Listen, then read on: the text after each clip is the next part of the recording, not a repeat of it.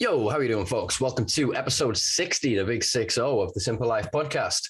I've got a very interesting guest today. I mean, you might have to squeeze yourselves in because there's not going to be mushroom in here.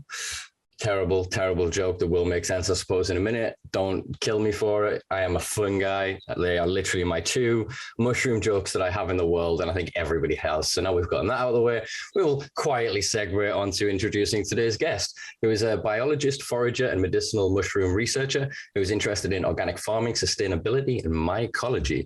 They are Alexandra Lea. How are you doing today? I'm very well, thank you, Simpa. Are you good? I'm very good. I can feel my own cringe reflex from telling those two jokes. I feel a bit like, I mean, I used to work. Oh, you have to slot them in somewhere. Yeah, definitely. I mean, I used to work in produce back in the day for a supermarket that I shan't name for legal reasons. And there used to be this old man, bless him. And every time, I swear, he'd circle around and wait for me to have mushrooms to put out. And he'd come up behind me and bless him, so excited. And he'd go, get right next to us and go, I'm sorry, there's not mushroom in here. And bless him, his excitement was so infectious that he'd end up doing it like several times a year. And every time I see him, I'd just be like, yeah, go on, then you deserve it. You deserve it. Yeah, I wanted to thank you for taking the time to make and squeeze us in for this conversation. This so close to being Christmas and the festive period. I know obviously a lot of people are winding down at the minute and preparing for winter and all of the fun that we're probably going to face with all the Omicron variants and everything else going on in the world. Oh, good old Omicron. I'm glad So I was just going to say, I'm glad we've stuck with the Greek alphabet for it rather than the English one, because we'll be through it faster. I hope that our restrictions aren't going to be too stringent, as does everyone else. I think it has become tiresome now, hasn't it? We are all ready for a good break, and also looking for transparency as well throughout it, because there's lots of contradictory information, specifically within scientific groups, aren't there? So there's one side that's saying this is devil spawn, and there's one side saying it's completely safe, although we are seeing data to suggest that's not true. So yeah, transparency is really important for all of us to get some sense of stability and normality. But yeah, what's your take on it? Do we broach this subject?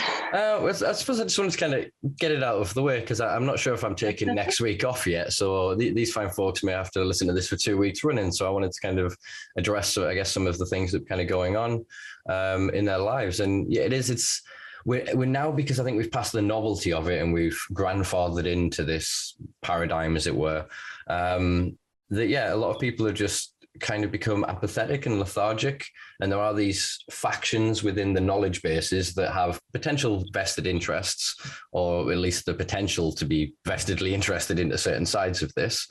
And I think it's kind of left us where we are with, I guess, the understanding of mushrooms, or even sort of psychedelic mushrooms or illegal and illicit drugs, that we have a certain base of knowledge around this, but there is then also a socially accepted narrative that needs to be taken into consideration. And I think, we're at a difficult point where it's hard to discern truth at any given point in our lives. Mm-hmm. And you're not alone in feeling like that. I think 99.9% of the population feel like that, even if they've probably adopted the vaccine. They still want some certainty. I'm sure that there's some, maybe that's quite a high statistic, isn't it? I mean, maybe if we go with 60-40, I think that's a fairer deduction of the statistics there. But I'm definitely in the 40% camp, not sure about it myself. And yeah, I want more transparency, and I want less muting of those who are trying to bring about some transparency as well. It seems that it's not just seems, there is a lot of censorship that is going on, and our free will and our free speech is being directed for us, and we're being told to what we should say and what we shouldn't say, which never leaves you in a nice position. That's almost like a controlling relationship. That's not one that you would ever want to be in. Someone telling you what to do or having to do and you should do. I don't like any of those words. Yeah.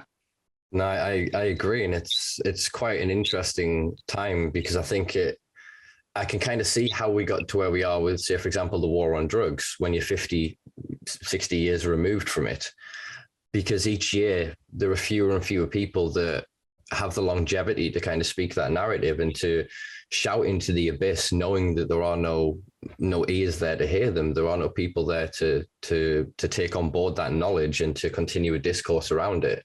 And I think we're only 2 years into this sort of narrative now, and we've already, as you said, accepted quite a lot of new norms and a lot of new paradigms that a few years ago would have been deemed simply not even just impossible, but beyond controversy, even the idea of discussing it. Yet we're now living in a world where everything is constantly changing. So from January, double vaxxed doesn't mean vaxxed. Triple vaxxed does then mean vaxxed. And they've changed that goalpost. They keep changing the margins. Even during the statistics, they said if you died within 28 days, that was a COVID death. If you tested positive and died initially from the start of it, that was a COVID death. There were so many different alternate measurements and yardsticks that they were using to determine the seriousness of this, that then the lack of continuity and consistency, I think, has left most people just disinterested. They are dealing with what is in front of them right now. Can I feed my kids? Can I afford to be furloughed again? You know, what would happen if the economy shut down again? There are so many other things to consider, that most people don't have the option to think about this. They just have to pay their bills. They've still got a mortgage and energy bills, regardless of what plan we're on or what tier we're in or what system is being prescribed, you know? Mm-hmm. I think we can take one positive from COVID, though, and it's that we don't have to be stuck to an office anymore, and that we have the option to work from wherever we like. And for a lot of people who were furloughed or then made redundant, they were looking for jobs that would work from home. 99% of those people were going, I don't want to go back into an office. No, I'd never, ever go and work in a warehouse again. In fact, I can be whatever I like from wherever I like. So I have enjoyed that part of it, in that the mindset of the general population is driven towards how comfortable they are. And I think that's mainly out of the situation that they've been drawn into.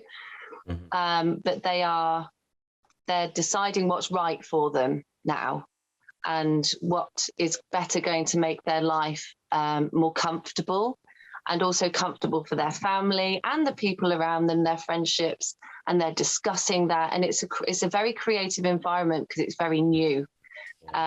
So long may that continue, that drive for creativity in such desperate times.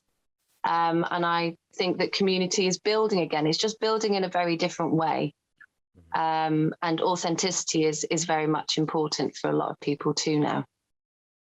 Agreed. I think the first lockdown, the first sort of wave of knowledge and awareness that swept across the world caused such a slowdown and a pause for most people that they had an option to really meditate on their lives and consider the path and trajectory that they're on and take those steps. I agree. I thought that the decentralization of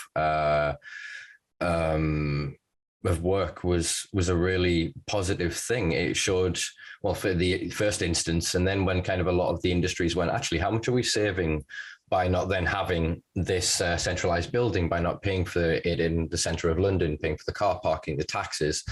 And then they went, okay, well, how do we know they're productive at home? And then they start to switch on cameras and say that actually we now need to record keystrokes and things like this. And it became that we're being given almost a tiny inch, and then they're taking a mile with it. And I suppose this is a good way to segue on to what I want to use as a transition into sort of mushrooms and mycelium, is then how they've kind of what they're doing with cannabis at the minute. So they're sort of giving an inch with one hand, but then they're creating this 10-year drug plan. They're creating these systems of oppression by passing the new police crime court sentencing bill and the new immigration bill. These are incredibly draconian pieces of legislation that, for all we are bonding together and being creative now and unifying and finding community, when the inevitable comes, I feel that we go, well, okay, we need to do something about this. Our right to protest, our right to gather, our right to dissent, to stand against the status quo may not be there anymore. And I just kind of worry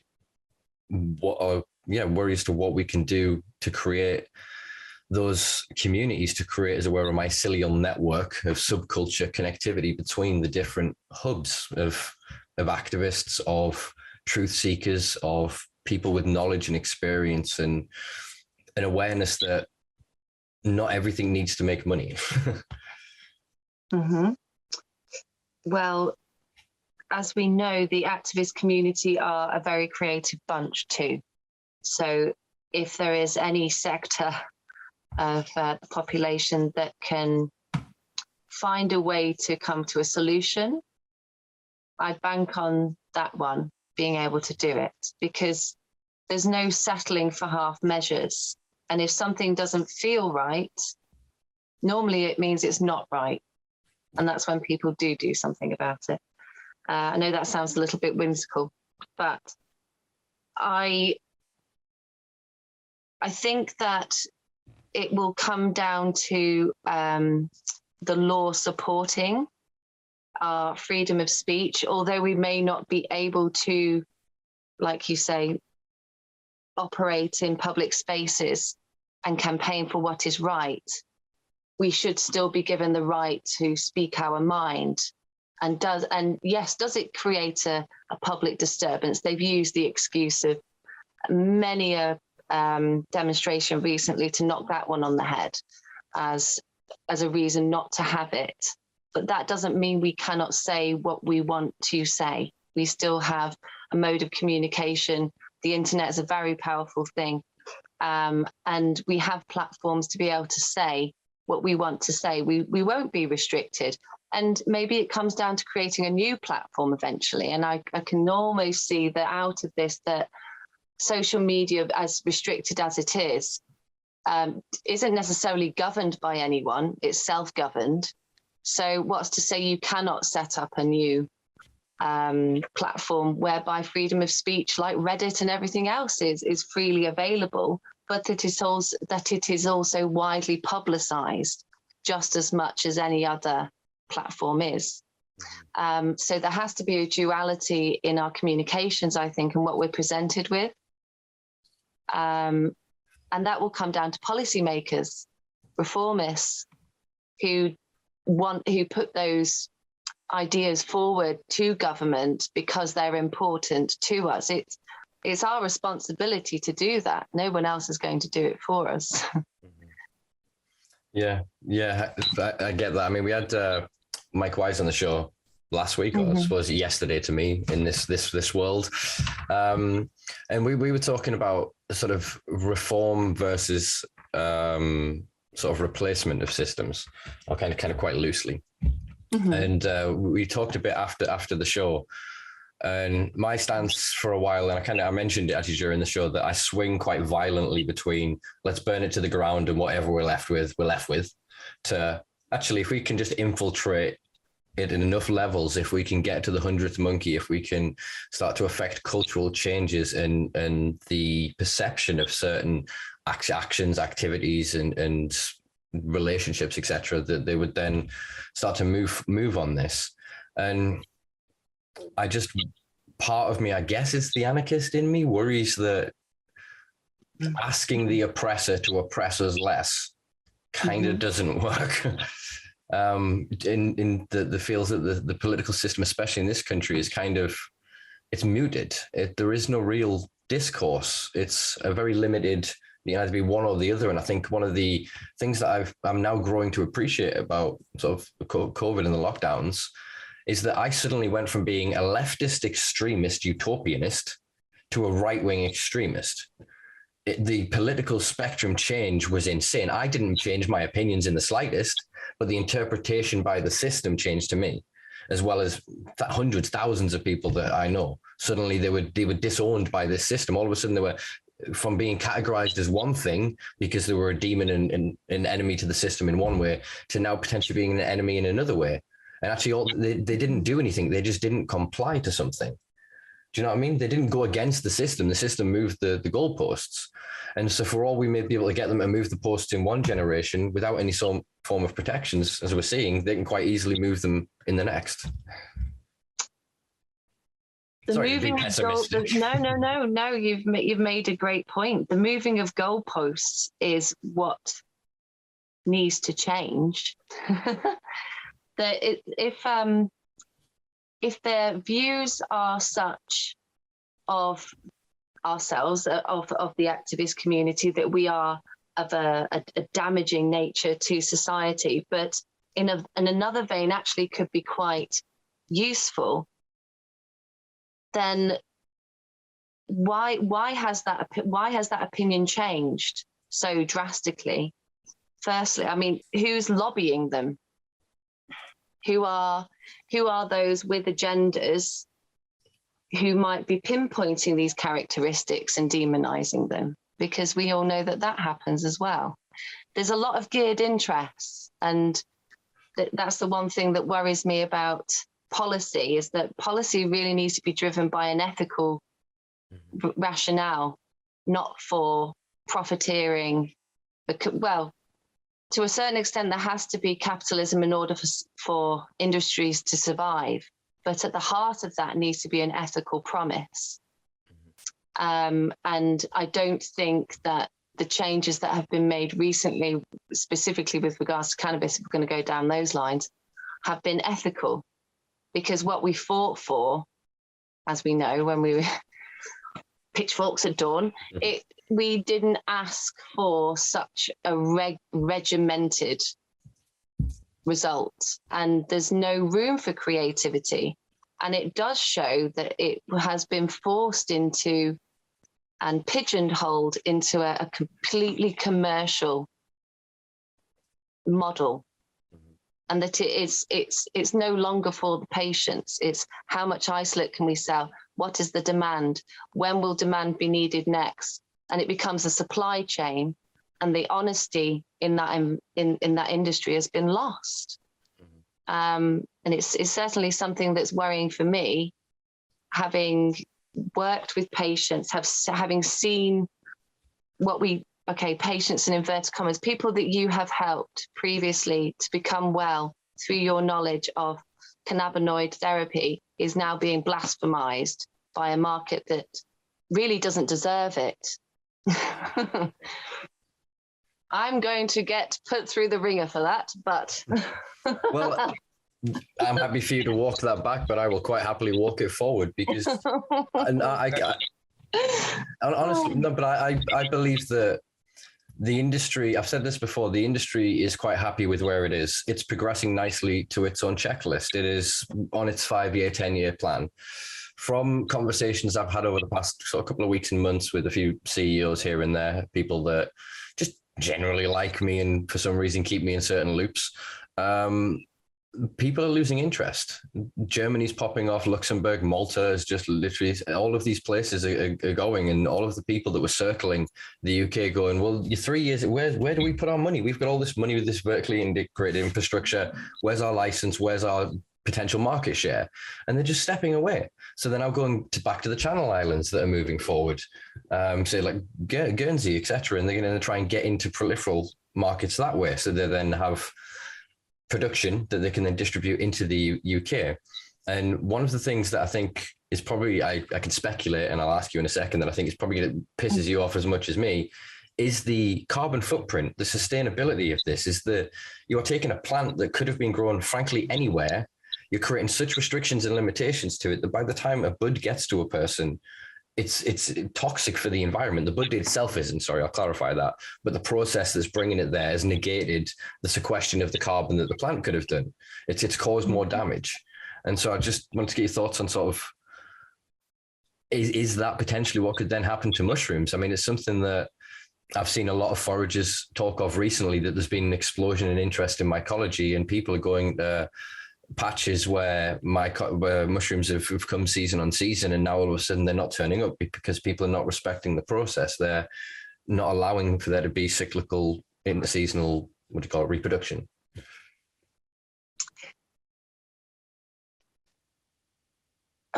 Which point do I address first? Healer's choice. What was the trigger question? Just put it into a nutshell for me. So that, I loosely segued over, so we'll kind of ignore the segue. I kind of went through a few points to arrive at the idea that if we've seen vested interest, greed, and a lack of transparency behind policing, politics, and cannabis reform already, are we likely to see the same thing in mycology, and especially in, say, entheogenic and psychedelic mushrooms? And then I kind of threw in, for some reason, the carbon footprint argument of sustainability just to screw you up a bit. I think it was the last point that threw me off. I was there. But okay, so it first depends on whether the market share is available and the end product. So we all know that psilocybin is going boom at the moment, and there is talk of clinics opening up to prescribe that material. But from what I'm hearing, the cost of doing so is incredibly high, some £6,000 per patient wanting to go through a psilocybin trial to deal with their mental health, which, correct me if I'm wrong on that figure, anyone, that's fine. But it is quite extortionate. And I wonder whether that is because the material itself is coming at a premium, and I have no idea where that material is being imported from, but it seems irrational that it would cost that much if it was made on a local level. It doesn't cost much to grow mushrooms at all. You're looking at a bit of vermiculite, cocoa, another in a medium, and a bit of humidity. It's not rocket science, and it shouldn't cost an arm and a leg to do so. Are we going to be subject to the same restrictions? It depends on demand. Will the market rise?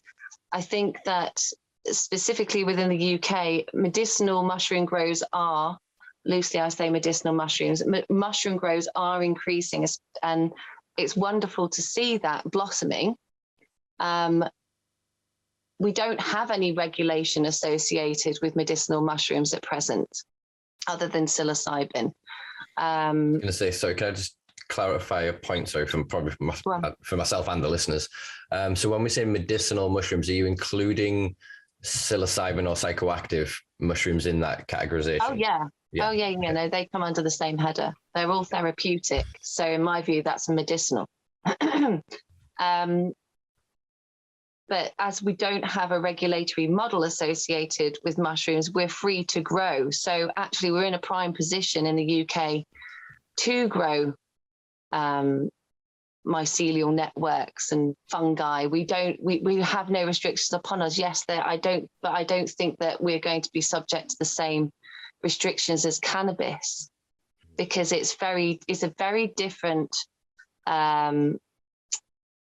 application. So medicinal mushrooms, okay, if I take psilocybin out of this, I'm talking about your reishi, your cordyceps, and your lion's mane. Those are therapeutic, but they aren't a psychoactive, or at least the research does not suggest that they produce a psychoactive response. Mm-hmm. So in my view, the regulation doesn't have to be as high for those. It's more looking at drug interactions, etc., and that's more where we would need the research to be.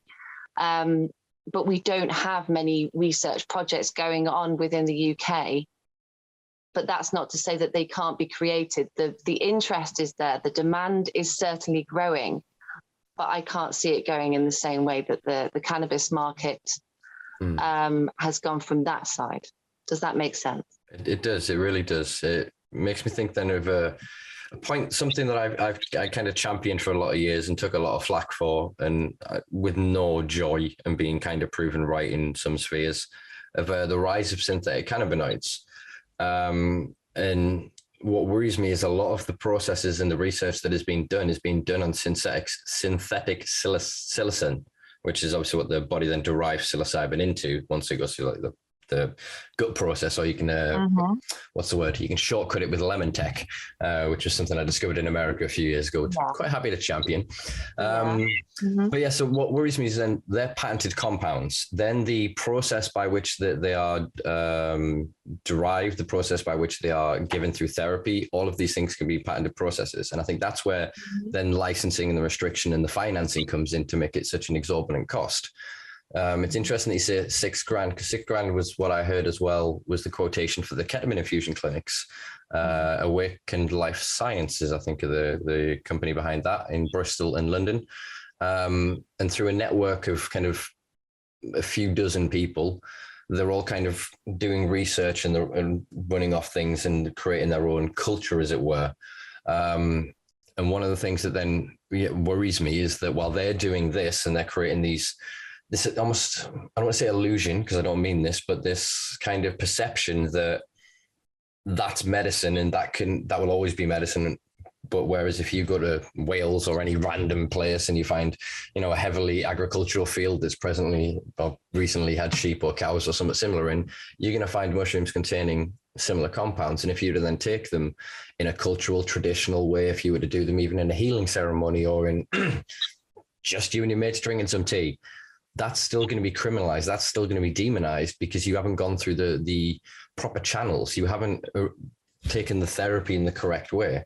And that's what we're seeing currently, I think, with cannabis, is that unless it's prescribed, it can't be medicinal, which doesn't make any goddamn sense.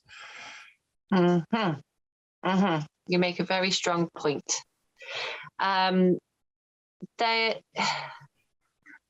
There's a very strong self-medicating culture within the UK, which I wholly and exclusively blame Holland and Barrett for, in that everyone is suddenly a health specialist. I feel tired. Oh, I should take magnesium. Oh, and it's like, for what reasons do you think you should take magnesium? Yes. There has to be a central focus, I think, for people to go to, and a resource and a structure, but the infrastructure isn't there. Our medical practitioners aren't being given the correct information to help them prescribe a more natural product than, say, a patented product. Is the medical system being given an option? Very unlikely.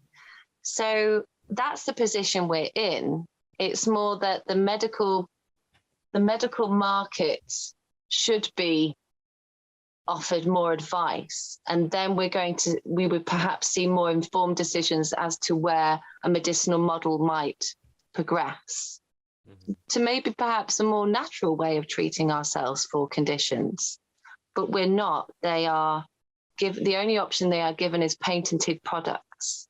So it's our job as scientists and as informed individuals, and I put everybody into that category. It's not just scientists, it's those who just want to know the truth and want to know how a medicinal works for them.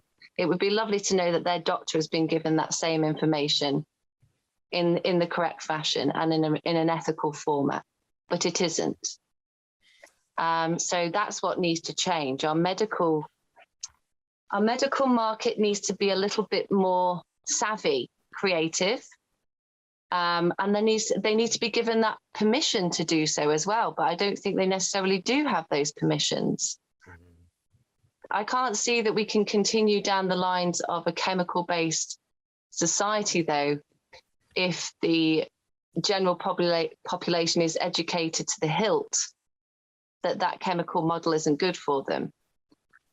And I think more information is coming out now, and that's why people are turning to natural substances more and more, because they know the medical model can't support them, and they know that it's a patch and it will never fully cure them. We don't ever go to the root cure, the root cause in medicine. We treat the symptoms, but those symptoms may not be indicative of what happened 10, 20 years ago that even created that response. So people with fibromyalgia, for example, have typically shown at some point a very stressful period in their life, yet they've not been given support to deal with that stress. And they're given high, intense, horrible, powerful, potent painkillers. Mm-hmm. So I don't know even where I'm going now with this point, Simpa. We've gone into a whole different rabbit hole. But I would like to see a better reform in the medical industry for sure. Yeah. I don't think it's fair. I think you touch on something, and it's something I became aware of probably in my 20s. So it's quite a while ago when I saw in the news this real demonization of holistic medicine. And then I kind of, just a bit of curiosity, going like, well, what is holistic medicine? I started looking at this and going, well, actually, a lot of the patented compounds that they sell for billions are actually just analogs of things that are derived from nature. And that actually, if we had a better understanding of things like terpenes and food and omegas and our exercise regime and all of these other things, and had a better external relationship with our internal world, that we wouldn't need a great deal of their intervention. And I think you allude to something that most people instinctively know, but it's one of those painful truths we kind of go, no, it doesn't happen. But we don't really have a wellness industry. We have an illness industry. So most of these drugs that are then made, as you said, they're designed to treat one or two symptoms of a condition for life. They're maintenance drugs. They maintain a certain amount of viability above just enough for you. And then if you dare go a bit higher and actually get high or enjoy the relief of this, then you're a bad person, you're a druggie and a criminal.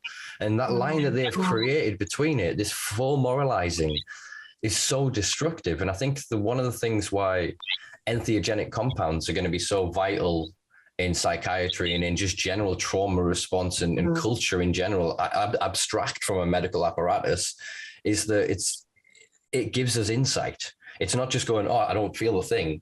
It can actually, if you set your setting and your intention, and you sort of cleanse and prepare yourself mentally, physically for this, spiritually for it, you can gain such insight into yourself. You can have an experience that most often is not manifest in a way that you would expect reality to. It's very abstract. It's very colorful. It's very synesthesic. It's very, alterate from reality. But in that, we acquire deep knowledge and insight into ourselves, into our trauma. I personally, and a lot of people I've spoken to, come back with insight into previous experiences that they'd long forgotten, walls they'd built up behind things that all of a sudden they could look at with a new light, a new insight. And I don't think that is true of a traditional psychiatric model that just tries to kind of pacify the manifestations that are most ugly to society, whereas allowing the other ones. So look at the comparison of, say, how OCD is dealt with versus borderline personality disorder. One is quite good for capitalism, and actually there are certain traits in that we'd quite like the whole population to have, whereas then the vast majority of traits in the other one are demonic, because we can't regulate that. We can't understand how you're going to operate, how you fit into the system. We can't make you a round peg into a round hole. And whereas these entheogenic compounds and cannabis, again, I think is a wonderfully insightful substance that then gives us the ability to look beyond this simple pathologizing to the roots of these things and go, okay, I may at this point exhibit signs of PTSD or XYZ, but why is that? And again, for mushrooms, I think that especially the comfort and oneness I have found with psilocybin-containing mushrooms versus any other entheogenic compound, it's like being accepted. It's like being absolved. I feel the experience, and it washes away that doubt, that self-hatred, that loathing that kind of sticks to us from our experience on social media, our experience of living in the 21st century and judging ourselves against others. So I'm just grateful that it exists at all. And I am almost not too worried if it gets taken over, because I kind of think it will in a lot of ways. I know yourself is vastly so, but I'm quite happy to continue sneaking out in the autumn and seeing what I can find, As any responsible person should do. It's a natural substance, and it grew alongside us, it evolved alongside us. It's meant to be there. There's a reason why it even exists. There's a reason why it even still survives. And it's because we need it. Mm. The environmental factors that ensure that psilocybin survives are thunder, rain, trampling, us moving from one area to another to transport the spores, because they're actually fairly low down to the ground. So that's why you don't find them in high grass, because they're quite low. So their spores can only go so far. And you often find when you've been picking them, a lot more start popping up the next year. There's a common misconception that overpicking can affect population, and I'll go into that in a different conversation. I think perhaps if you do want to talk about it, please do, because I'm a victim to that misconception as well. Clearly, it's there's a wide study to suggest, it was done over a number of years, a Swiss study that looked at the action of overpicking, well, what could be termed as overpicking, going to the same spot every 2 or 3 days and picking the population that's there. And with chanterelle mushrooms, they found that it wasn't the overpicking that had that made populations decrease. It was the overtrampling. It was the walking on the actual mushroom itself that prevented its spores from proliferating and moving, because they've been squashed to the ground. So perhaps it's with chanterelle, they don't produce as many spores as other mushrooms do in the gill structures. And that's why you don't find them in mass amounts, especially where, again, there's high grass and that kind of thing, because they're quite low down to the ground. They've evolved a lot later than other mushrooms. Pored mushrooms were some of the first to exist on the planet. Gilled mushrooms were later on. They can also not resist things like frost and very cold temperatures, which suggests that their evolution is not as progressed as pored mushrooms, because they can withstand great differences in temperature. So therefore, they would have been able to exist for a lot longer and diversify. Does that make sense? Yeah, totally. Yeah. So going back to the psilocybin, we are connected to them. We are responsible for their distribution, and in enticing them and ensuring their success within their own environment. As much as they need us in order to proliferate them, we need them to give us their medicine. So we worked in harmony with them for many centuries, and they also pop up. Get this, they pop up when it's getting dark. So when our vitamin D levels are at a slump, we have no energy. Oh, look what comes to save the day. Mm-hmm. Isn't that an evolutionary wonder that they come out at that time of year where light is diminishing, and we need it because they have got vitamin D in them as well. Ta-da! And that helps with serotonin, as do other mushrooms, which also grow at the same time as them. So your mottle gills and your banded mottle gills, Panaeolus cinctulus, that's the banded mottle gill, which also has psilocybin in it. And they all grow at the same time, just before it gets really, really dark. Mm-hmm. So think darkness, we need something to perk us up, because this is going to be a hard winter. Mm-hmm. So I reckon the pagans and the witches and the wizards, they all knew what they were doing in that time of the year. They would spread the joy with the neighboring, with their peers, the populations, the villages. I think there would have been specific people that went out to pick those mushrooms. This is my view, what I feel. It's not a truth, but this is my own view on what it could be. And because we know from history that there was Father Christmas that used to come down the chimney with a bag of swag. And that actually comes from a Nordic tradition where, the houses would have been covered with snow, and the chimneys would have been the only thing exposed. So there would have been a man that came down the chimney, and I owe my ex-boyfriend the pleasure of knowing this knowledge. He told me that he used to come down the chimney. He used to drop off a bag of fly agarics in exchange for gifts of mince pies and et cetera, et cetera. And this is where that Santa Claus mythology developed with the presents, and it was turned into a folklore for children. But originally, yeah, he helped people trip at Christmas because that's what that's what we did best. We needed it, and we needed a new way of thinking in those dark times, because literally when it's dark, you don't have enough energy to make yourself feel better. So you need something to change your mindscape, give it creativity. Yeah, and I think that's why a lot of cultures have built things around the solstice. If you look at, I suppose, what became Christmas through its roots through Christianity and through from Greek and Roman sort of mythology and the adoption of local traditions and cultures as a way of kind of pacifying the populations and creating, well, dynasty and empire, really. And so, yeah, I think that there is that intrinsic kind of drive in all of us. I must admit that it gets to this time of year and I get almost itchy. Something in me is just like, I just want to get really weird. I just want to, like, the sides of my mouth to hurt from laughing, and, you know, kind of the muscles at your belly. It just feels like, as you say, we need to kind of combat what happens, because especially in, I mean, I live in the north of England, so man, some days you're talking less than 6 hours of sunlight.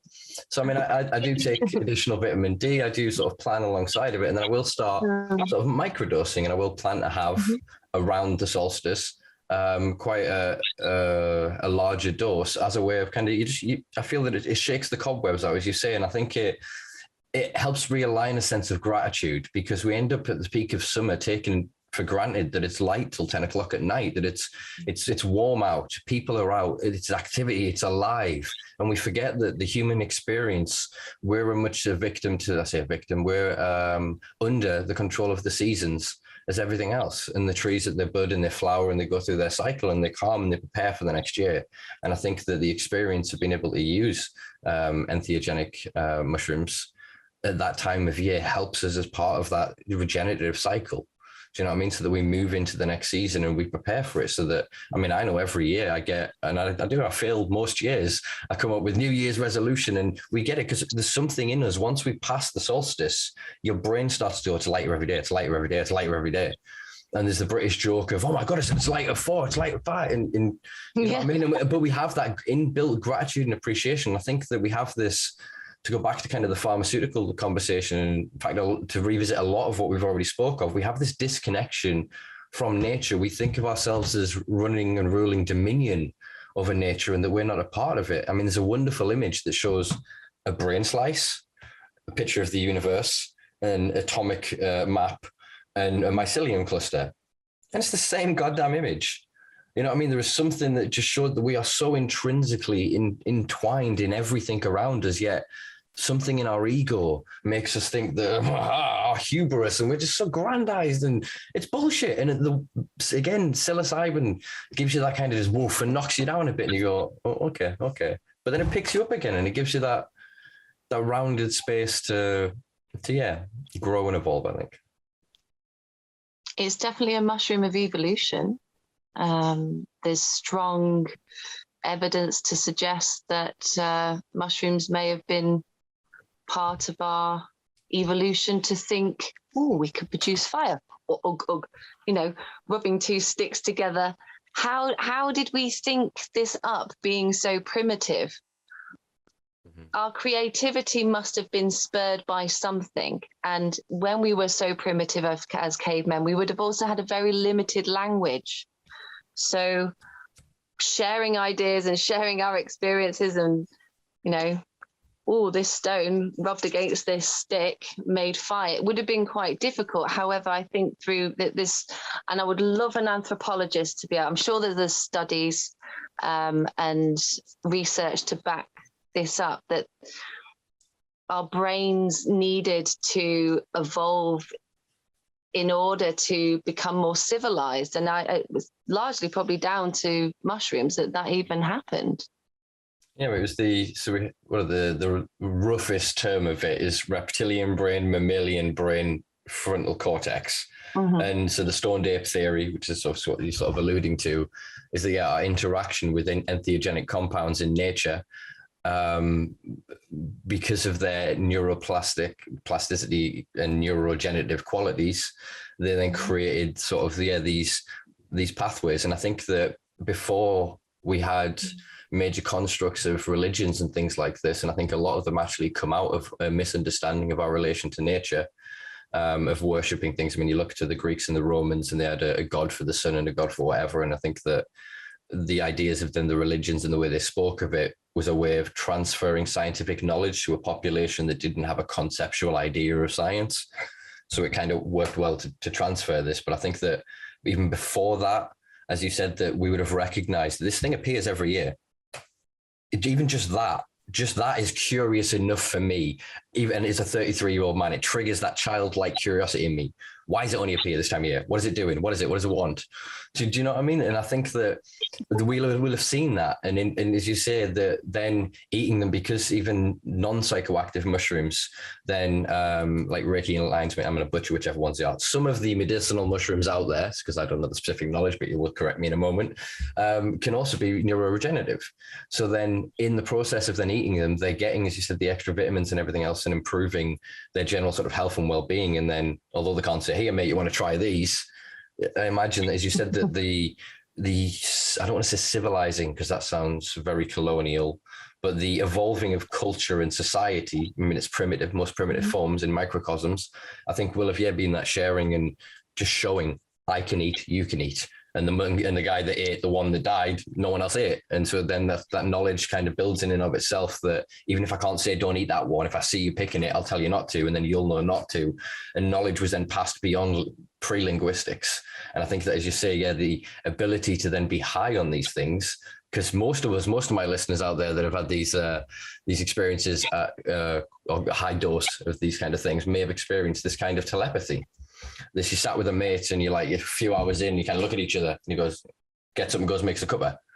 Do you know what I mean? Or somebody that just, you bring your body food and you don't have to say anything. You pass that and you kind of look at it, and there is a more of a connectivity, a harmonizing of consciousness.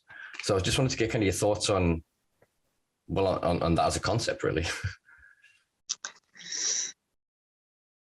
I can speak from personal experience and the experiences that I have brought to me. My personal experience is that, I agree with you. My appreciation of saying something without words was definitely heightened.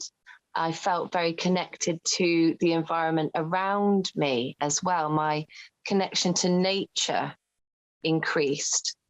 It takes you away from the mundane, the things that you don't necessarily want to think about. And in fact, when you're in a state of tripping, when you think about something you don't want to think about, you really don't want to think about, you're like, no. And you start understanding how your thought processes can sometimes work against you. It gives you reflection time. I think it gives you time to pause and think about the emotions that are brought up in your body when you do think about something, to assess whether or not that is right for you moving forwards. It's a very evolutionary process, having taken mushrooms, and even in very small doses, you can see a massive difference on your day-to-day practices and how they change. Like, oh, okay, well, instead of rushing to work, maybe I'll get up an hour early, I'll do yoga, I'll be less stressed, and I have a really good day at work. It shows you other options. It increases creativity for me. And I think that a lot of mental health issues are born out of boredom, in fact.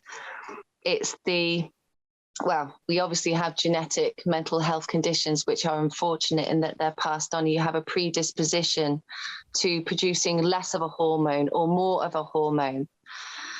However, medicinal mushrooms can remove that as such a stringent play on your conscious.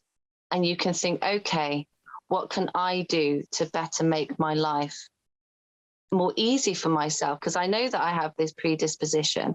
You find you're more gentle with yourself, I think, when you take mushrooms.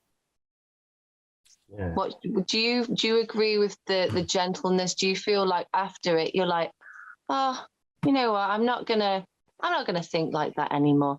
Yeah, that's old hat, you know. I think for me, I mean, I often speak of how I feel Freud kind of butchered the ego, the superego, and the id, and I speak of the head, the heart, and the hara. So instinct is kind of for me, you're about to step into the road and you suddenly stop and a car flies past. Heart is then an emotional center processing the sensations of the world, as it were, and your emotive reactions to them. And then brain is much more linguistical, problem solving, etc. Mm-hmm. And I feel that then when these are out of line, taking entheogenic compounds can strengthen the impulses of some of them. So sometimes I will have I'll take sort of mushrooms or whatever, and then a few days later there'd just be, I don't know, stupid shit. Like my brain's just going, I'm so baked, I'm just going to go to bed, I can't be arsed. I'm like, oh no, get off the couch, go wash your face, go actually put some moisturizer on, like brush your teeth, like prepare, don't just, you know what I mean? It heightens that voice in me that goes, no, do the right thing, do the thing. Mm-hmm.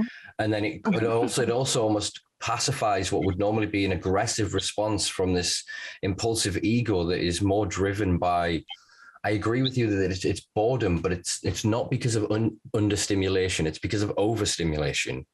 We're overstimulated by systems that are repetitious. So the scrolling of things, the liking of things, the reading of things, that we've got this predictive machine that is running so fast. And then we're almost taught to persecute our own thoughts that don't operate well within the mechanisms of capitalism. Can this make you money? Is it a hustle? You know, look at what we've done with hustle culture and third jobs and all of these other distractions of things. And yet I agree that our soul is bored. Whereas Jim Carrey speaks of it with depression, that we're bored of playing our avatar. And I think, again, these compounds connect us with the kid. The kid in us wakes up for a couple of hours and goes, the fuck have you done here? What is this life? What are you doing with it? And instead of you breaking down and having that neurotic reaction to it, most people then, with kindness and compassion and that softness, that safe space they generate for themselves, if they've taken set and setting into consideration, will then be able to kind of go, you're right, I'm sorry, I forgive you. How do we grow from this? And if you listen, that little voice again goes, well, actually, what I want you to do is this. And have you thought about this? And if you really, instead of trying to control the experience and go into it with a certain expectation, rather than an openness to whatever happens, you know, you can have a certain knowledge of what to expect, but you shouldn't then be annoyed or frustrated if it is not then the experience you are given. In fact, putting up opposition to it, I think, can be almost destructive at times. I know I've had, not necessarily on mushrooms, but on LSD, some experiences where I've kind of gone, I'm done now. And no, you don't get to do that. So it's kind of, you know what I mean? It kind of forces you to sit with it, but it also gives you the ability to sit with it. And I think that in and of itself is a gift. I don't know how else to describe it. I don't believe in mythologized kind of deitized God, but I do believe in an intrinsic, all-pervasive intelligence. And I think mushrooms, especially psychedelic ones, are just possibly the greatest gift we have. They certainly have neurogenesis at the heart of what they are as well.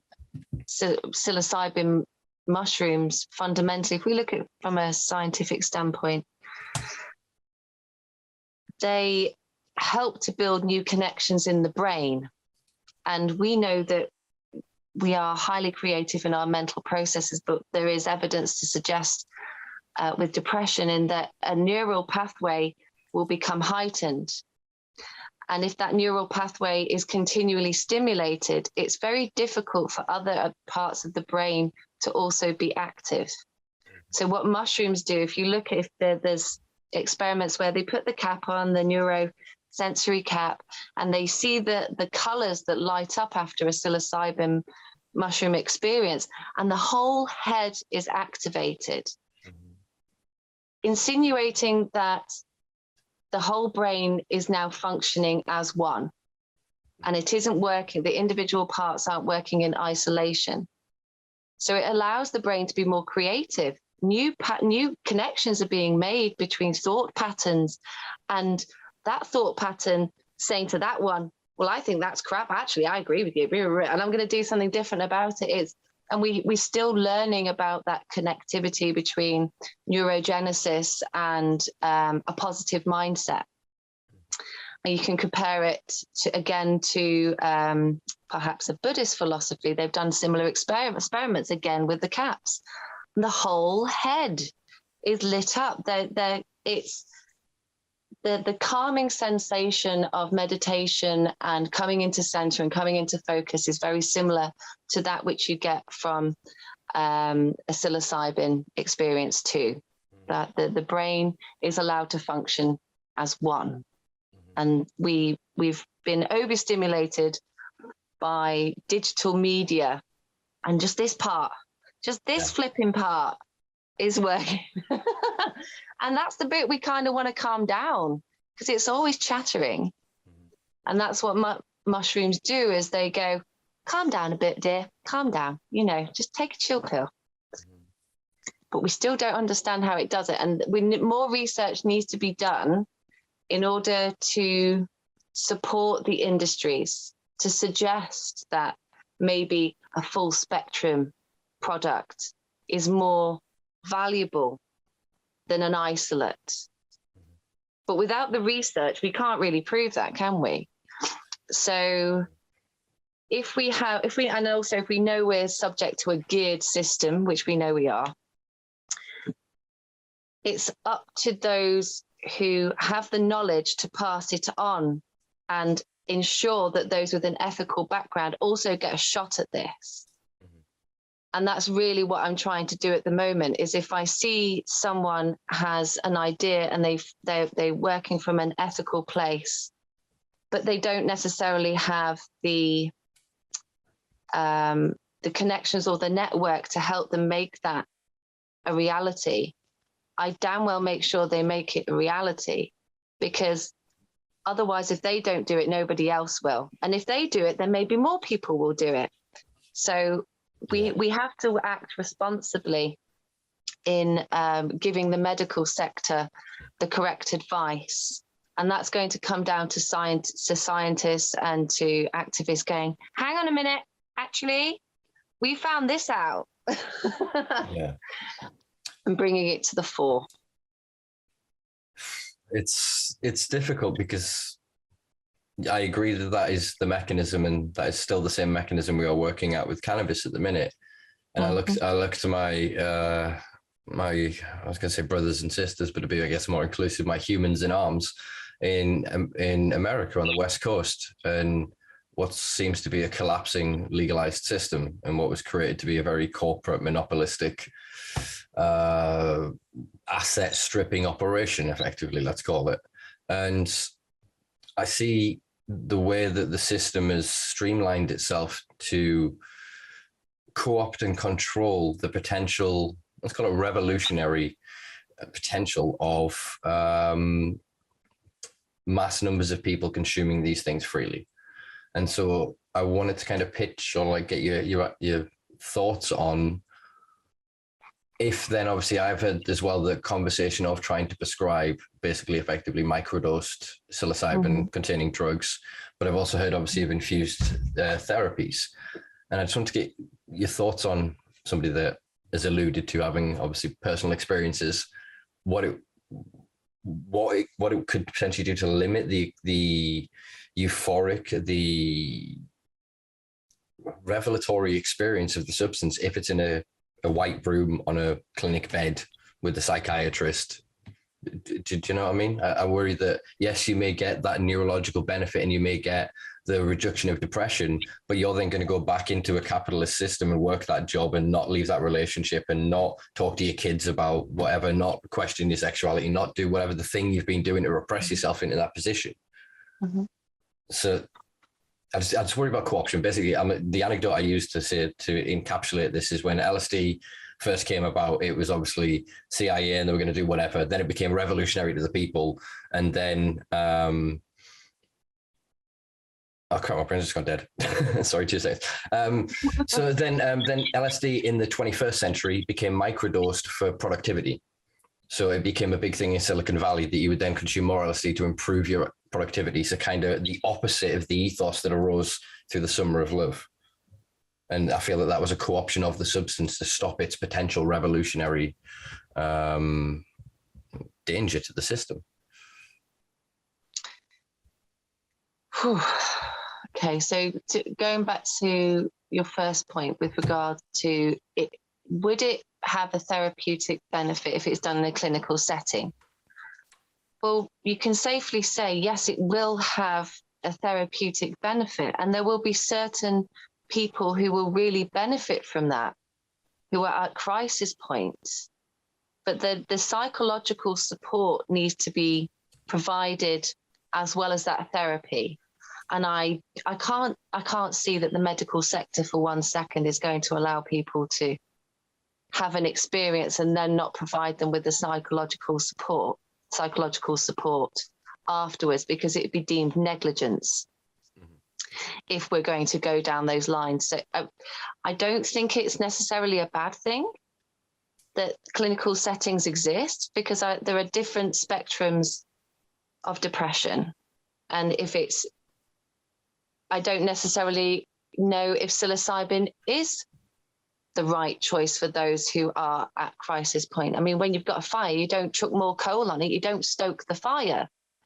It'd be like giving someone with psychosis a 5-gram trip. You just wouldn't even do it if you were a clinician. But there have to be guidelines adopted, and there has to be research done to suggest what is the right route. And we've got X amount of people that have tried it in this fashion. We've had X amount that have had a placebo, and we've given them a whacking great big dose, and one of them jumped off a bridge. I mean, that's not the regulatory model that anyone would want. Moving forward, we couldn't have that much many possibilities and permutations from the research done. So they'd have to do it in very concentrated and well thought out procedures in order to see whether the application and the amounts that they're giving is bringing about the response that they want. I think I've said that in the way that I wanted to. You did. I hope it's understood. But we can't be a nanny state either. So we should let the scientists do what they need to do, but they need to work with a certain level of responsibility as well to ensure that the end resulting data is transparent and is going to bring about a solution, not yet another set of problems that the government can jump on and go, you know, Dave, who took 5 grams, that's not the way you do it, Mr. Scientist. Let's all have a think about this and think about the right process forward. And they are doing, and I'm not one of those in those groups. There are groups that are already doing research and trialing it with specific conditions, but it's on specific conditions. It's not a generalistic view of, okay, let's look at how it affects mental health. It's how does it affect bipolar? How does it affect someone with an eating disorder? And they're very concentrated projects. We need to share the information between those projects as well in order to look at how psychedelic therapy can be beneficial. Yeah. No, I get, and obviously respect everything that you've sort of said there. The last sentence that you sort of finished on, that it did make sense, by the way, it did make sense. Yeah. Kind of highlights almost the point that I guess I'm kind of making. There's a lot of studies to suggest that basically the consumption of entheogenic compounds typically creates almost socialist ideas that if in isolation people taking compounds, they typically can, we shouldn't be oppressed. We should live together. We should live in communes. I mean, look at what happened with, again, through the 60s and 70s with different subcultures that arose around the consumption of the different compounds. And what I guess worries me is that the closer we've got, we're now 3 years down the line with prescribed cannabis here in the UK. And it's almost creating more of a perception that their stuff is safer and the other stuff is somehow more dangerous. That without their intervention and their control and their regimented restrictions, the natural thing becomes more dangerous through the perception of the public. So therefore they don't engage with it unless it's through their mechanisms. And their mechanisms are, here's 5 mil of oil, not taking half a gram and really getting off and going out there. You know, it's vaping a little bit, not, and I'm for therapeutic dose of various compounds, but I'm also very much for people's right to explore their consciousness at whatever level they deem fit. And I think that is going to occur regardless. So I think that I just don't want to see a medical cannabis model, as it were, a medical psilocybin, a medical MDMA, and a medical thing arise. And then the people who are like, but me and my mates just want to take it. 5 of us are going to go and have a fire in the woods, and that'll never be prescribed. That'll never be allowed because they can't control the outcome. So I agree there should be a form of integration after any form of high dose psychedelic or entheogenic experience. I keep using those words interchangeably for anyone that doesn't yet use entheogens as the correct sort of terminology for it. But yeah, there needs to be that integration, and that can be through shamanic, that can be through trip experienced friends, or that can be through just people you're with, you know, or even just sat with yourself and doing that integrative work. But what worries me is then a psychiatrist with their potential inclinations and worldview and spiritual beliefs could then potentially control or coerce your interpretation of the experience. Does that make sense? It does. Again, but I'm just a bit distrusting of authority. Sorry to jump in there, but that's my little paranoia there. No, you have raised some interesting points. I mean, traditional psychological therapy certainly doesn't support the idea of sixth sense or picking up on emotions or empathy so much. They're very well confined structures that they adopt, and philosophy, well, maybe not philosophies, but you know what I'm trying to say. There will always be access to therapeutics such as psilocybin, because you can go out in October and pick them yourself. I mean, if people really don't want to adopt a medicinal model, they don't have to. There's nothing telling you that you have to. We only have to look at Canada and what's going on there with regards to the regulation, and people now are growing it themselves at home because what they're getting from the medicinal market isn't good enough in their view. There aren't the right terpene profiles or the cannabinoid profiles that they're looking for, and it's like pigeonholed and boxed and put in a nice little white packet, and the experience is lost for them, the end experience. So what does that mean in the long term? It probably means that the medicinal model wouldn't last for that long. And again, we would have to look at regulation. We would have to look at the law, because what the confinements they have put on using it as a therapy have meant that commercially it was never going to work for them anyway, because not many people are going to adopt it because it doesn't work for them personally.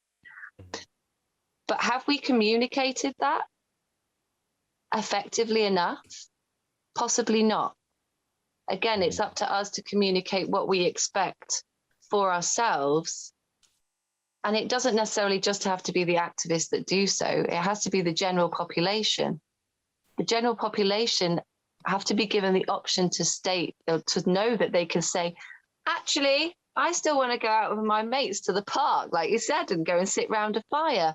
I find that's more beneficial to me than having a session with Linda for 30 minutes on a white couch, where actually I came out of it and it reminded me of the last time I had my vaccine and I got really panicky and it was a horrible experience. So I don't know whether the medicinal model is always what is going to thrive. I think people's perceptions will overrule that.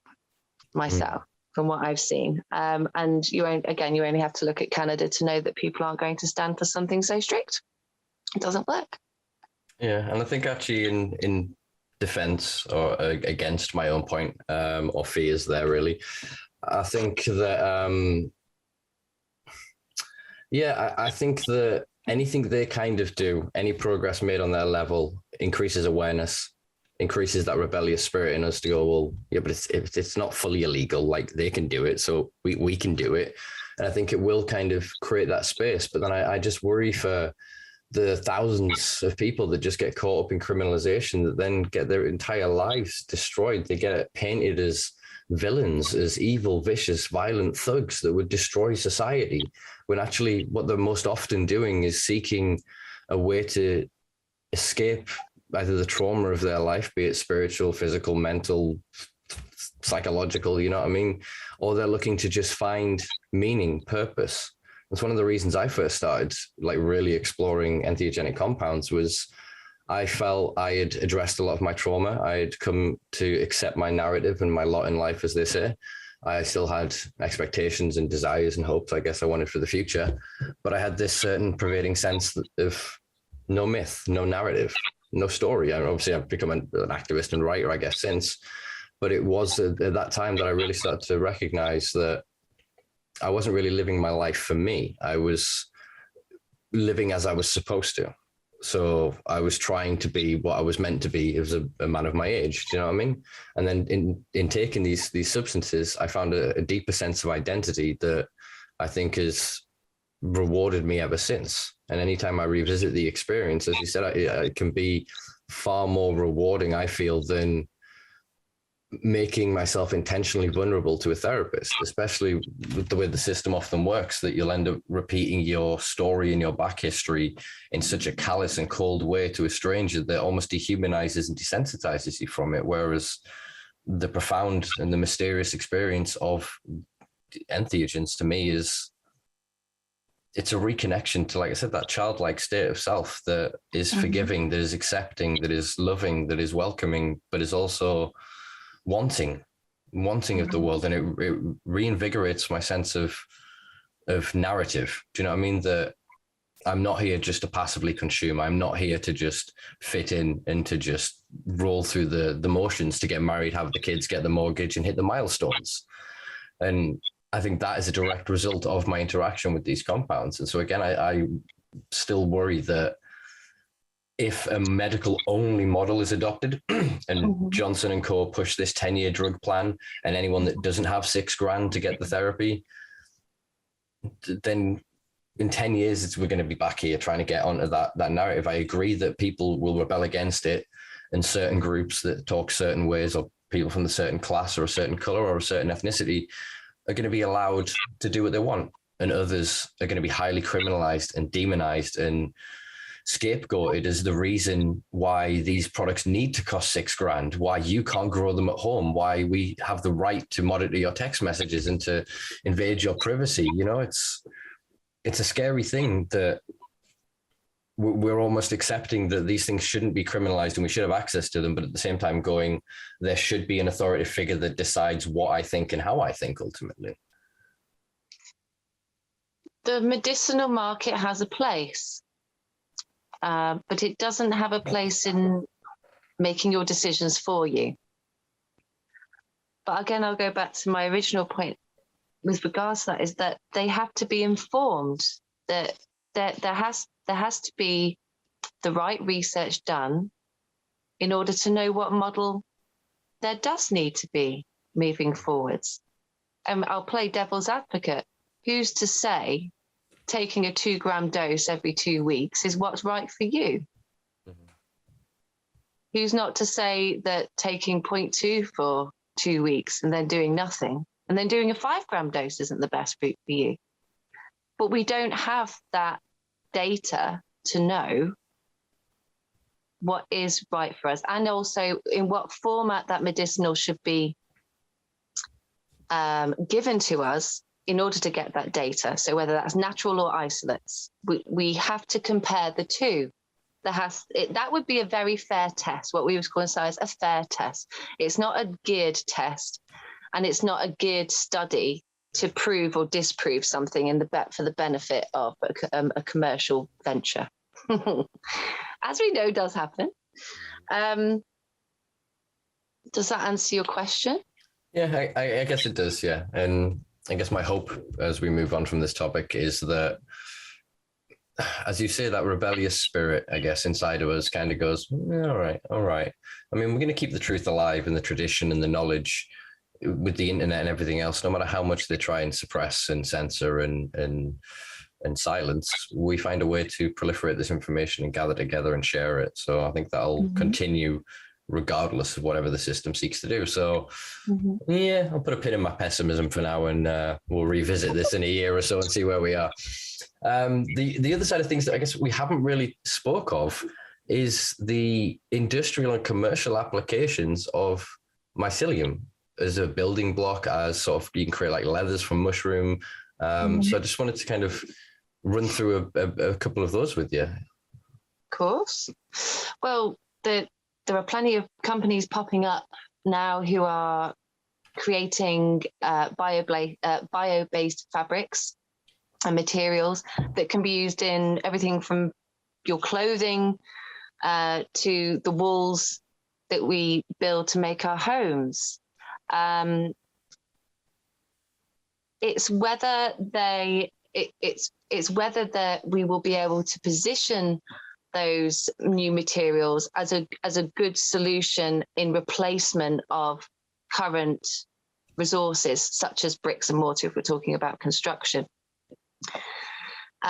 So part of the work that I like to do is ensuring that there is a commercial viability for it, but that project would be able to go ahead and a market could be developed because there's need for it. So it's building the interest for that through various projects and making sure it survives. But we're always going to be up against the petroleum industry. But even there, we can see that there is more focus around renewable energy.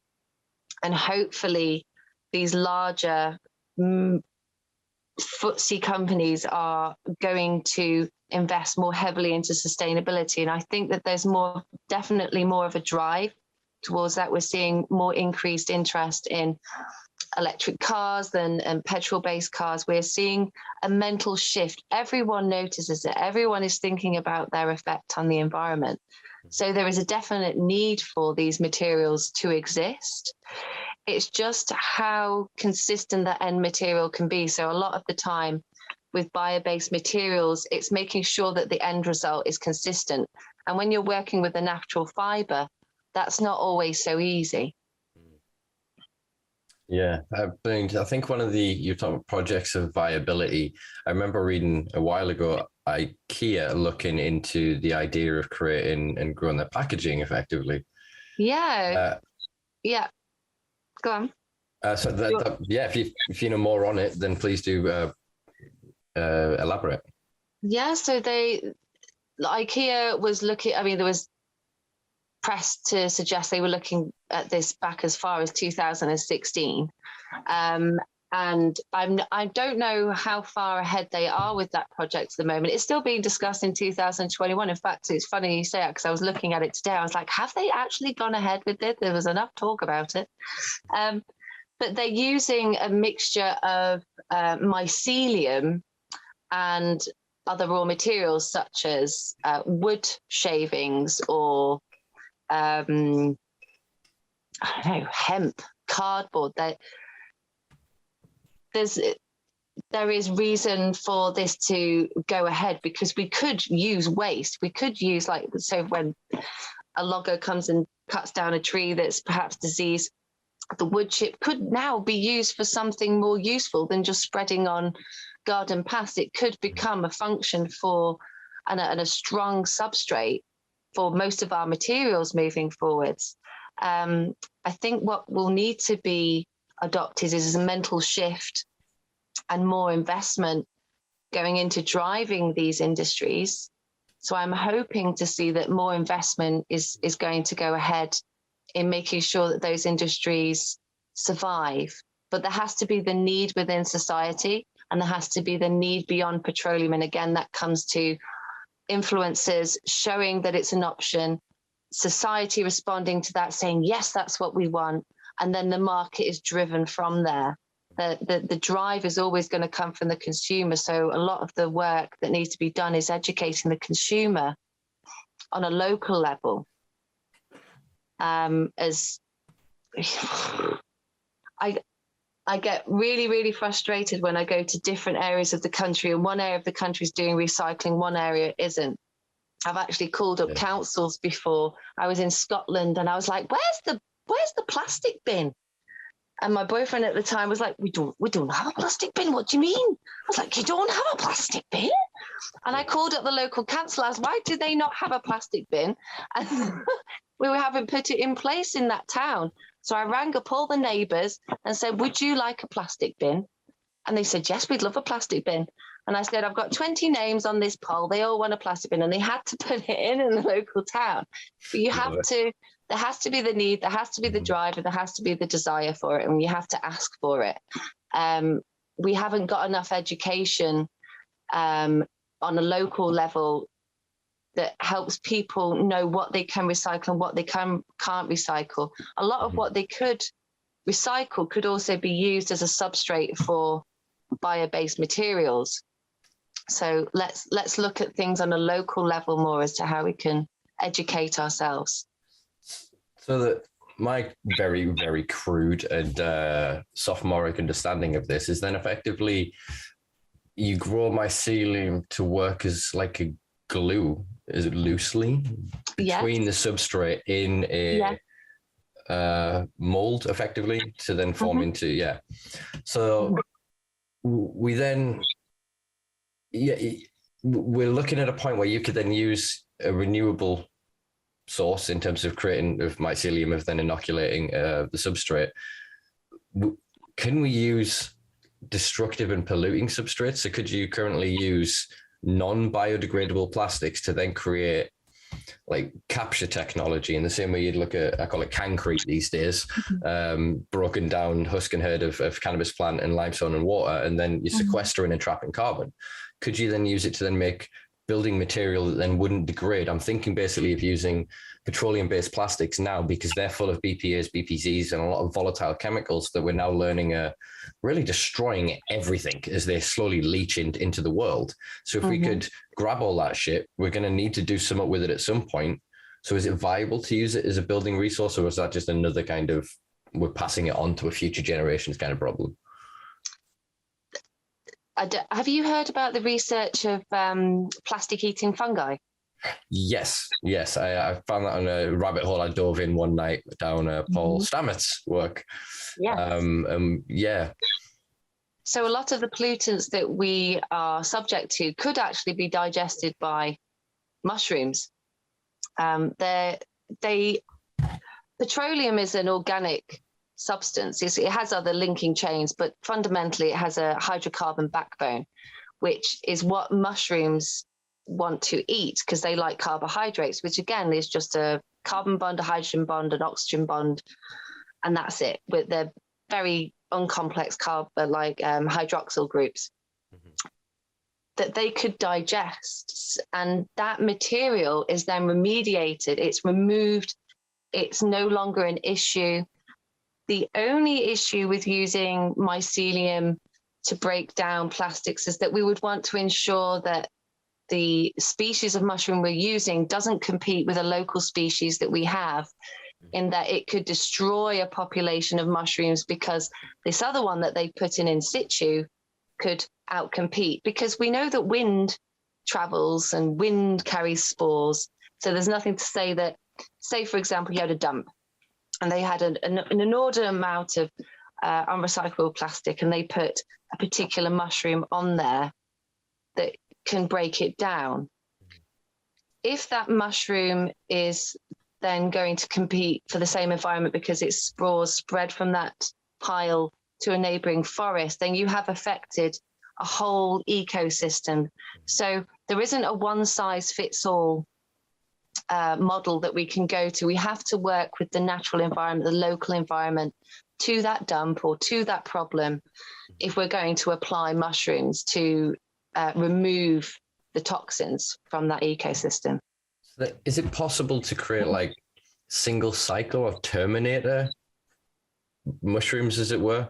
Again, I'm still quite new to the concept of this. I've enjoyed it for years, but then I realized when I watched a documentary on Netflix, or the magical world of mushrooms, or whatever it's called. Kind of got halfway in that and went, there's a lot I really don't know. But so what I'm thinking is, could you then engineer a strain then of mycelium that then would spore into mushrooms as part of its life cycle that then wouldn't proliferate? Or are we getting freaky science up in here? Well, I think that's going to be genetic mod time if we're looking at preventing a mushroom from producing spores. I mean, that's what it does. The answer is I don't know. I think that's probably where my knowledge would cease there. But when you're making... Sorry, I was just going to say, 'cause the other thought that just came into my head there is one of the reasons that is speculated to see why we're seeing a fertility crisis in males across the world is because we're eating a credit cards worth of plastic a week, which is secreting BPAs, which are an endocrine disruptor. Obviously, I'm not suggesting mushrooms have an endocrine system. I don't know what the correlation of this thing is there, but could there be something then in finding something that then would be affected by that mechanism, so it would then slow down its potential reproduction? Or am I just getting too theoretical? You can, if we go back to biofabrics, you can stop the end material from affecting the local environment by killing the spores. So once they've made the molds and they've combined the husk or the oat or the wheat or the wood chips with the mycelium, it creates a very hard structure. It's cellulose and lignin. It's very hard. But then they heat treat that material so that the spores are no longer active. So if it was biodegraded in nature, it's not going to affect the local environment. But if you're using a live culture of mushrooms and applying that to a problem, you aren't going to be able to control how quickly that spreads until you see what it does. I mean, you could do it in isolation, and there will, I'm sure, be research done to show how quickly those mushrooms can eat the plastic, but there's probably not enough done yet on how much it can affect the local environment. And that is what is being discussed in the community with regards to remediation in association with mycology currently. It's the responsibility for the local ecosystem that we need to be aware of.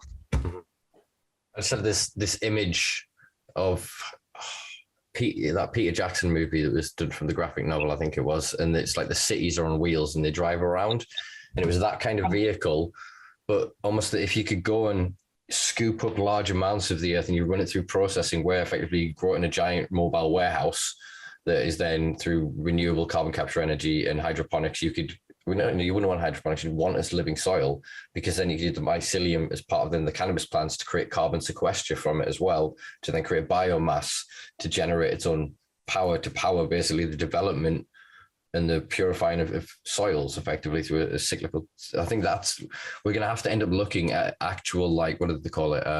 Geoforming effectively.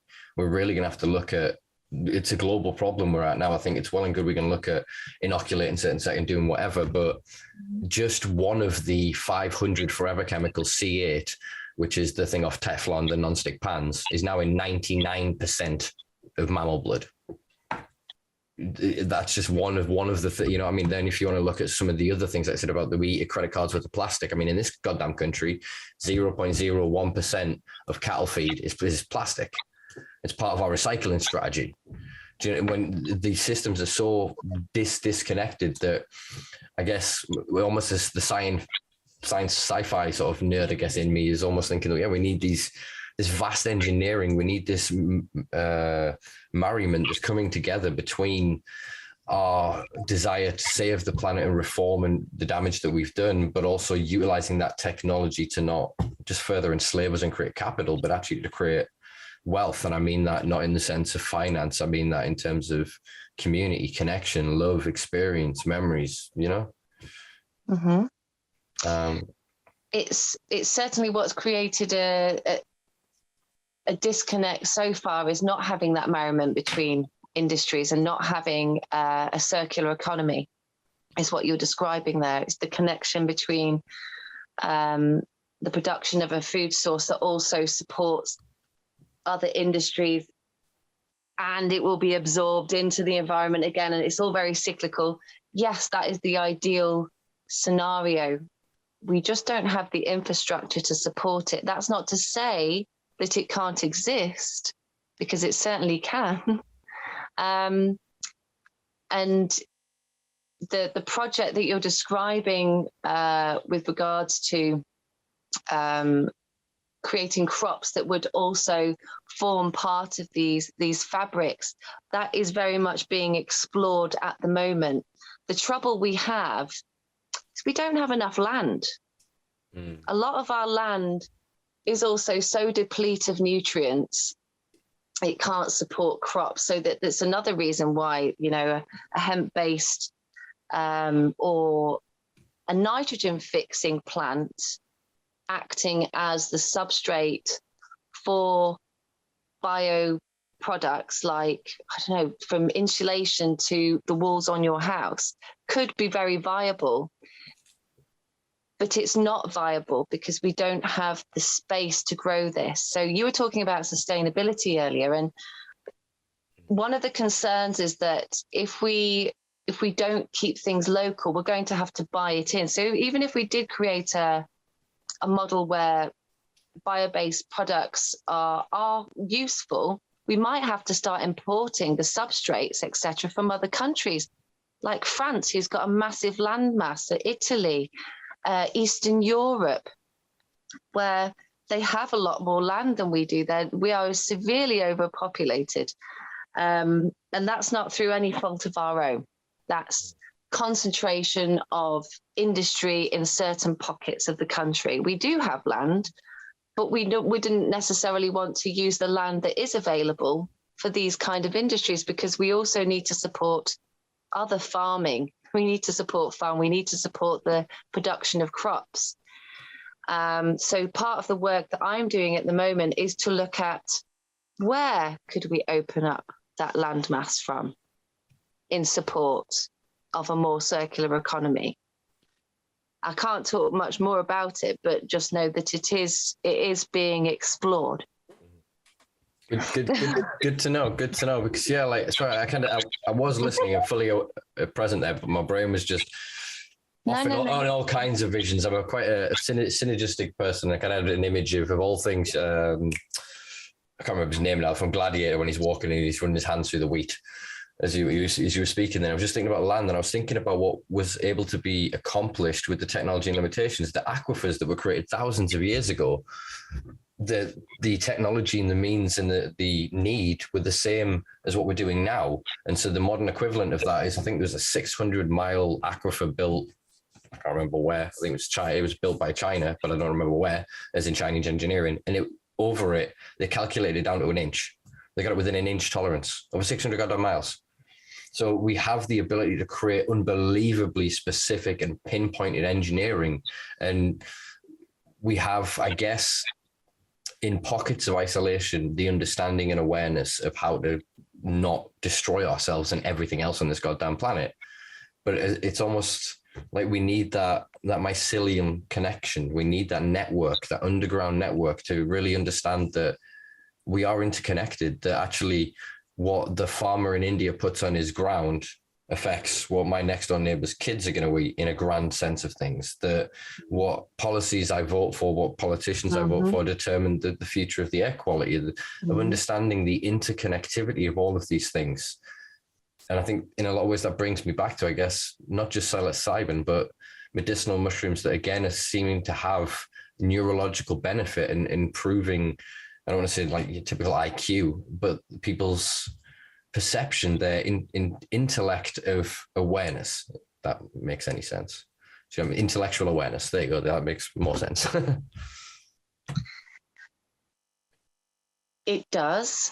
And we can see quite strongly, well, I say we see this quite strongly. I have seen observational evidence that a disconnect from society is creating more disease in society. A lack of connection with nature is creating more mental health-based conditions that we don't really need. We know that by putting our feet on the earth, within 10 seconds, we instantly feel calmer. but it's not something that everyone has access to living in a city. So typically in cities, mental health conditions are they're just rife because the brain is so in need of green, and it's in need of the smells. It's in need of the complex terpenes that are provided by nature that come from conifers, from pine trees, from birch trees, from oak trees, all of which provide a substrate for medicinal mushrooms to grow on. You very often find medicinal mushrooms grow themselves on very medicinal plants. That's how they develop and manufacture these complex chemicals within their mycelium tissue that they can impart to us because they've absorbed it from the host tree. And because let's go back to my theory is, and there's a few people that have disregarded this, but I'm still sticking by it. We lost a lot of our herbal medicine heritage when we burned women at the stake for being witches. We don't see as much knowledge in the UK, especially, as we do in places like Eastern Europe, where they weren't rolling witches down in barrels to see whether they'd survive or not. Mm-hmm. They came out the other side going, yes, we still got our plant materials. No one can stop us. And it's inherent in their culture. They're going out as families to go and pick mushrooms. They're discussing what meals they're going to make with those mushrooms. They spend time preparing them. We have certainly lost that disconnect in our culture for what is around us. So part of what I do is just showing people that they have the option to give themselves the medicine that they so need, whether that's increased oxygen, whether it's having a walk, feeling connected to what is around them, to having a meal that was free, that they didn't have to pay for, and they got from a forest that they know and they trust, and they isn't surrounded by rubbish. And they've picked their meal for that evening. That's very empowering for some people to have that knowledge that they can look after themselves if everything went, Pete Tong. I certainly feel more secure knowing that I know a few mushrooms. If everything goes Pete Tong, everyone come round my house. I'm making a stew. We'll be fine. Yeah. But we need to find a connection again to our natural surroundings in order to benefit from it. And we don't benefit from it enough because we're disconnected. Does that answer your question? Yeah, no, really does. And I think you touched on something that is obviously always worth reminding people of grounding and being present in nature. That it's something that I discovered quite early on in my intentional exploration of certain entheogenic compounds, is that being near a straight line can be very intimidating because nature doesn't use a ruler. You go into the woods and it is very rare to find a perfectly straight line. You will not find 90-degree bend. You will not find the precision geometry of mankind's engineering. And I find that you step into that wilderness, into that randomized pattern, into that, you can understand certain orders of like the phyllotaxis, like the arrangement of the leaf patterns and the way that certain things form. But ultimately it's that childlike state that it evokes. As you say, there is the terpenes and the chemical response to it. But I also think there's this interactive part of us that, again, is that little kid that's strapped back there behind all your responsibilities, and you need to pay rent and you need to impress your parents and have a good career and all the rest of it, that it gets to just stretch his legs and go, "Ooh, look at that leaf." Go right up and touch the tree and really engage in that tactile, really infantile, and I don't mean that in a dismissive way, in that sensatory connectivity. And that's what we often miss. We're allowed it in sexual experience to understand that intimate nature of touch and of smell and that receptive interface, but not in nature. It's separate. We're not taught about it. As kids, maybe you'll get a little bit of bugs and you could capture a bug in a little tube. And again, it's almost as a dominion over it. You're seeing this thing in isolation. You've removed it. You're not understanding its place within nature. And I think that what you do in terms of teaching with foraging and the path that you're on with that, I think will help enlighten quite a lot of people. I think the people like yourself that have decided to really learn about mycology, because God, damn, it is difficult. The names of some of these things. I'm quite articulate and use some big words, but that was so high pitched. I'm so sorry for my listeners at home. I just heard the feedback in that on my earphone. Sorry about that, Alex.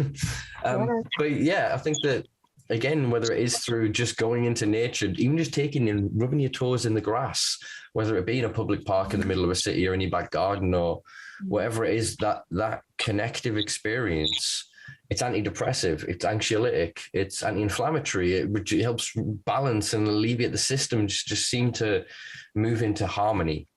And that slowing of that pace, I think, is always a good thing. There was some research done on taking people into the forest and registering their heart rate and their BP. And within 5 minutes of those with serious stress-based conditions, of being in the forest for 5 minutes, their BP went down, their blood pressure went down, everything just gets better when you get into nature. Our olfactory centers are far more complex than we ever give them credit for. What our senses and the smells that we pick up on have very interesting effects in our brains, like simply the smell of conifer and pine because of the pinene. And it also has things like limonene and myrcene that are found in as we know, in cannabis plants. They're all shared throughout the plant kingdom. They're not isolated to cannabis, people. They're in everything. So we need those smells to invigorate our autonomic nervous system and to wake it up and to tell it what to do. It knows far beyond what we know for ourselves. By being in nature, we've already done half of the hard work in calming ourselves down if we deal with stress. The other part is dealing with the nagging, overactive mind. And I know you said earlier about therapy and that it's actually quite scary. I think it is under the standard medical system. It doesn't seem to give much option for creativity. But I think there are some really good therapists out there who people can reach out to in order to get support. And I'm not one of those therapists, by the way. I'm not a mental health practitioner, and I don't claim to be. A lot of the work that I do is focused around, if I do anything with helping calm people's stress, is around getting them to think about the idea of meditation or being kinder to themselves and being more gentle. And being in nature is my therapy. I honestly feel like I went through that's probably one of the reasons why I got into it so strongly, because I had a horrific period in my life at one point, and I thought, what do I really need? I was like, I just need to be outside. I just need to be outside. And I threw myself into 10-mile walks per day. And that was my therapy. And finding medicinal mushrooms was part of that process. I didn't find them. They found me. That's the way I see it. I would come across them and then I would go home and research them. I'd be like, God, that's just what I need. That's so funny. Oh my God, I've been talking about having X, Y, and Z, and I've just found out this mushroom does X, Y, and Z. It was like a what moment. And that's when I think I understood my purpose in all of this. It was to go with the flow. There was no purpose. It's let nature tell me what I need to learn from this process. And most of it was slow down, take some time, and there's no expectations. And that's what mushrooms are really good for. As we know, you don't have expectations of yourself after you've had after you've done a trip most often. You're much more gentle. They are my best friend. I am truly obsessed about my practice. And I'm very, very glad that they exist. Oh man. So I suppose, you're very fortunate to live in the age that we are, that we can reproduce them in artificial environments, because otherwise you'd be pretty bored. I was going to say you'd be bored the rest of the year. You wouldn't. You'd still be learning. You just wouldn't be able to go into nature and find them. Yes, removes the excitement of finding them yourself if you're having to get a cultivar. Yeah, I mean, what do I say to that? Go out, people. Go and have a look at what's in your environment and become curious, and never stop at the point where you think, I don't have enough knowledge for this, because we all start from somewhere. And there's nothing stopping you from learning just one mushroom a day, or learning one characteristic and becoming happy with the fact that you knew that. And there's no rush to learn. Like, people often think, oh God, I've got to know all of the Latin names of this mushroom in order to fit in with the club. It's not about that. It's about being attracted to them and finding out which ones you're attracted to, and letting them show you what you can get from their world, not the other way around. They'll always surprise you. Oh, wonderful. I think we'll just sort of wrap up. I mean, I do hope that anyone that's enjoyed this has got more of a deeper understanding of sort of mycology. I think it's good that we haven't really bombarded people with too much of the mechanics and the mechanisms of it, but I think we've given it a really good introduction to a lot of people. So I want to thank you for taking the time to doing so. And yeah, kind of putting it with my sophomoric knowledge around this space. But I think I've learned quite a lot of things as well, to be honest. So thank you. Well, you're welcome, Simpa. Thank you very much for having me on the show. And I hope everyone enjoys the information that's in the session. I'm here to answer any questions. Excellent. Well, I'll include a link to your bio below. If you wouldn't mind, actually, if there's any sort of basic resources or educational sort of resources, I can include in the bio and the link below, because I imagine quite a lot of people will now be quite curious and wanting to learn a bit more, because one of the things that really surprised me when I first went looking for mushrooms, they're everywhere. When you know what you're looking for at the right time of year, they are everywhere. And it's a wonderful, exciting, again, that childlike reconnection it's mysterious, it's wonderful, and it's definitely worth visiting, folks. Thanks, Simpa. Excellent. So there you go, folks. I've said folks all the goddamn time. Folk. Anyway, my fine people,